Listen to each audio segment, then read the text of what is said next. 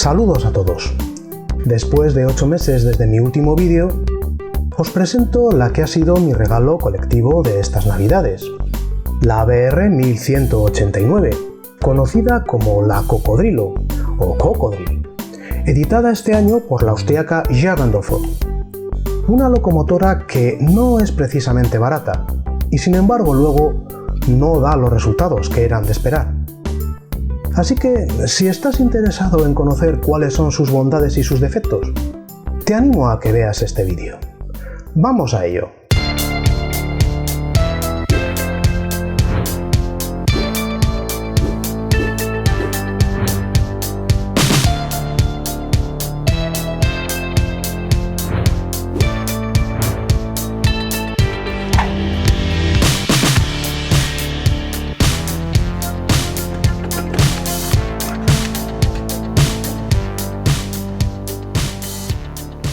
Cuando los entonces Ferrocarriles Federales de Austria, BBO, necesitaron locomotoras rápidas para las rampas de Alverbaum, a principios de la década de 1920 recurrieron al modelo de las probadas Cocodrilos SBB de los Ferrocarriles Federales Suizos, construidas entre 1919 y 1927, adoptando así la apariencia típica de esta locomotora. Las primeras copias se pusieron en servicio en 1923, seguidas en 1927 de un total de 16 máquinas más de esta serie. Después de conectar Austria con el Reich alemán en 1938, el Deutsches Reichsbahn numeró a las Cocodrilo como E89 1100 y E89.1 1100.1. Tras la Segunda Guerra Mundial, las máquinas restantes pasaron a ser OBB 1089 y OBB 1189 en los ya Ferrocarriles Federales Austriacos, OBB. Fueron retiradas definitivamente en 1979. Después de la guerra, algunas de estas cocodrilos también se usaron en Suiza. Distintas versiones del modelo Cocodrilo, aunque no iguales a la que analizamos, se han utilizado también en otros países como Francia, las denominadas Flatiron en la línea Valenciennes-Thionville, en la India, en Estados Unidos o incluso en España como serie 7200, tras decidir la electrificación de la línea entre Alsasua e Irún a partir de 1927, donde se concentraba una gran cantidad de tráfico de mercancías y de viajeros. Con la aparición en 1967 de las locomotoras bitensión, 1500 y 3000 voltios empezaron a retirarse, la última unidad en 1976. Jagendorfer editó la locomotora en 2018, aunque esta en concreto es una versión revisada de 2019 que aporta algunas mejoras como asas más estables, menor ruido y encapsulación de sonido optimizada. El fabricante consigue un modelo con un muy buen acabado, de robusta apariencia, podríamos decir detallado hasta el extremo, aunque esto le obliga a utilizar delicado plástico para simular asideros y barandillas, elementos estos que obligan a tratarla con cierto cuidado. Acompaña en alemán una hoja de características del decoder de sonido, un Loksound Micro V4.0 de ESU, manejable con las funciones del 0 a la 14, y algunos pequeños componentes de plástico de sustitución como mangueras, etc. Devolver los pantógrafos a su posición no desplegada no resulta particularmente sencillo si tenemos en cuenta que en ocasiones es necesario ayudarse de algún elemento puntiagudo para encajarlos en las pestañas de sujeción, una a cada lado de forma inversa, por lo que no parece posible hacerlo de forma simultánea.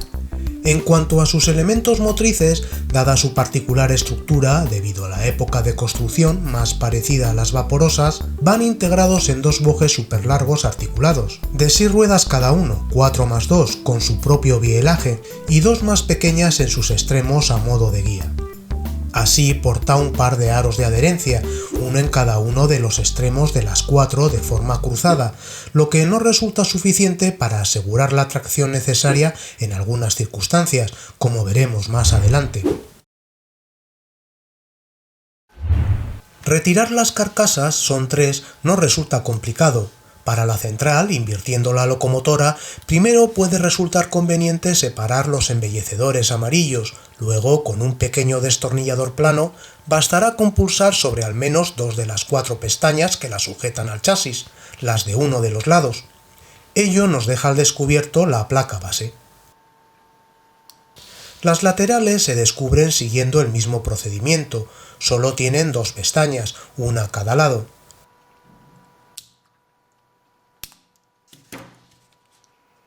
La de la izquierda, en este caso, deja al descubierto el decoder de sonido, mientras que la de la derecha alberga escamoteado el altavoz.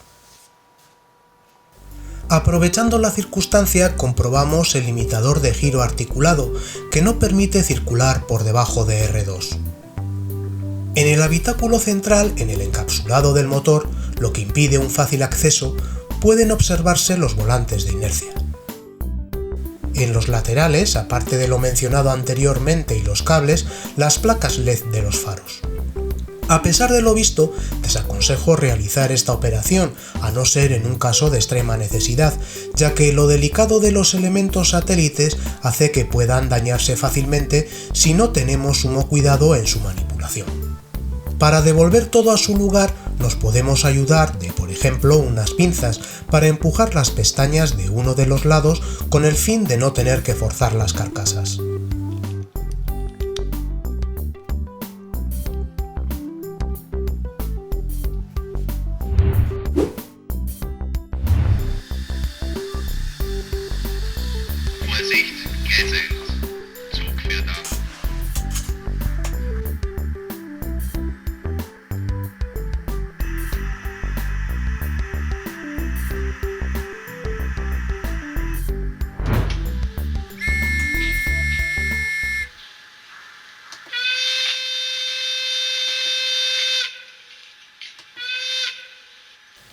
El arranque del modelo no será inmediato si tenemos activado el sonido mediante la función F1.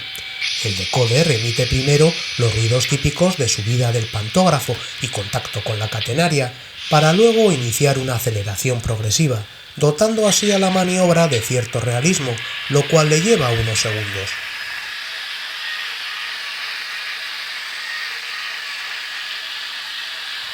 En rodadura surgen las decepciones. Aunque el grupo de vagones elegidos inicialmente para la ocasión no son precisamente pesados, sino más bien ligeros, estos Lilliput, la marca de Bachmann Europe, cuyos salientes estribos llegan a golpear en andenes ajustados a vía, la locomotora no consigue tirar de ellos en una pendiente en curva. La estructura de los bojes de esta no permite el contacto necesario de los aros de adherencia con la vía en curvas R2, incluso aunque aumentemos la velocidad, lo cual nos aboca a elegir convoys pequeños y ligeros. No acaba ahí la cosa, las pequeñas ruedas delanteras no ayudan en los cambios de vía, y es frecuente que trastabille o incluso descarrile, quedando alguna de las ruedas del primer boje en sentido de la marcha fuera de vía con inusitada frecuencia, decepcionando así al aficionado. Se observan asimismo de vez en cuando falsos contactos que interrumpen brevemente el sonido, aunque en general su transitar resulta aceptable gracias a la compensación de carga del decoder. Se logra un mejor desenvolvimiento a velocidades medias moderadamente bajas, con el fin de no golpear exageradamente las guías de los cambios de vía, lo que propiciaría sin duda el descarrilamiento en algunos puntos de mi maqueta, o bien circular en liso si queremos disfrutar de su devenir. Su ligereza no alcanza los 60 gramos, tampoco ayuda a conseguir un buen contacto con la vía a esta escala. El transitar es costeñido, acompasado con la velocidad punta que podía desarrollar la locomotora en origen, 75 km/h. En fin, una bonita y cara locomotora para lucir en vía muerta.